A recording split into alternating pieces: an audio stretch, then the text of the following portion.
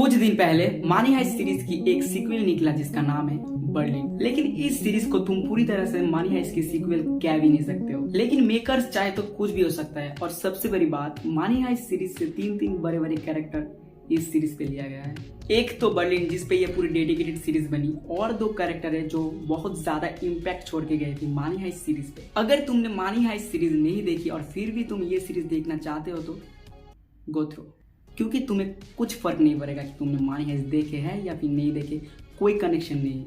लेकिन बर्लिन की कैरेक्टर अगर तुम्हें बहुत अच्छे से समझना है तो तुम्हें मानी हाइस्ट के 5 सीजन देखना पड़ेगा। वो 5 सीजन में नहीं है, लेकिन फिर भी मैं कह रहा हूँ कि तुम्हें 5 ही सीजन देखना पड़ेगा, क्योंकि तभी तुम्हें पता चलेगा कि एक अच्छा लीडर कैसा होना चाहिए। और बाकी के जो 2 कैरेक्टर आते हैं वो तुम्हें शायद इस सीरीज में पता नहीं चलेगा, लेकिन तुमने मानी हाइस्ट देख ली थी, और अगर वो दोनों कैरेक्टर का जब एंट्री होता है तो तुम बोलोगे कि मजा आ गया। तो एज ए सिंगल सीरीज तुम इसको देख सकते हो, लेकिन तुम चाहो तो मानी हाइस्ट के साथ जोड़कर भी ये देख सकते हो, क्योंकि घंटा फर्क नहीं पड़ता कि तुम कनेक्शन बना के देखते हो या फिर नहीं देखते हो, क्योंकि सीरीज एकदम जबरदस्त है। कभी कभी ऐसा फील होता है कि जो प्रोफेसर इस पे दिखाया गया है और जो प्रोफेसर मानी हाइस्ट पे था वो तुम्हें शायद चुकेगी, क्योंकि उस प्रोफेसर के पास हर एक प्रॉब्लम की सलूशन रहता था और मिस्टेक करने की गुंजाइश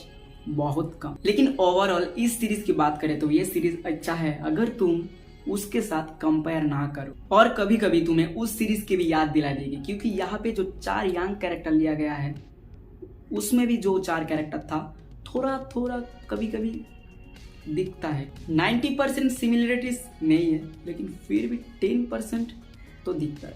और जब मैंने रॉय का नाम सुना तो मुझे लगा कि ये शायद रियो तो नहीं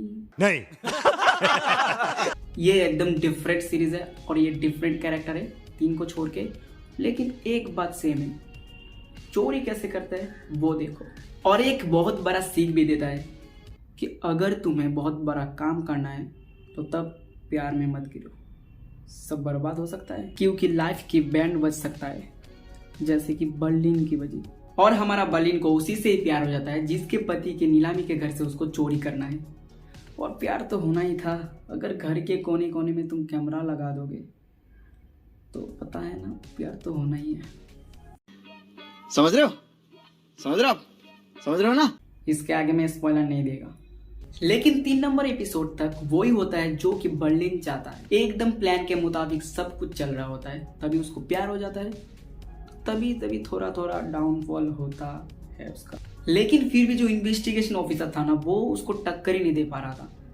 मैं सोच रहा था क्या इन्वेस्टिगेशन ऑफिसर बनेगा रे तू, क्या गुंडा बनेगा रे तू। लेकिन तभी एंट्री होता है मानी हाइस्ट की वो 2 कैरेक्टर की। और अगर तुमने मानी हाइस्ट देख ली ना तो मुझे समझ में आ गई कि मैं किस कैरेक्टर के बारे में बात कर रहा हूँ। उनमें से एक ऐसी कैरेक्टर है कि प्रेगनेंसी में भी अपनी ड्यूटी नहीं छोड़ती, और एक शायद अपनी प्रोफेसर से शादी कर ली, या फिर समझ रहे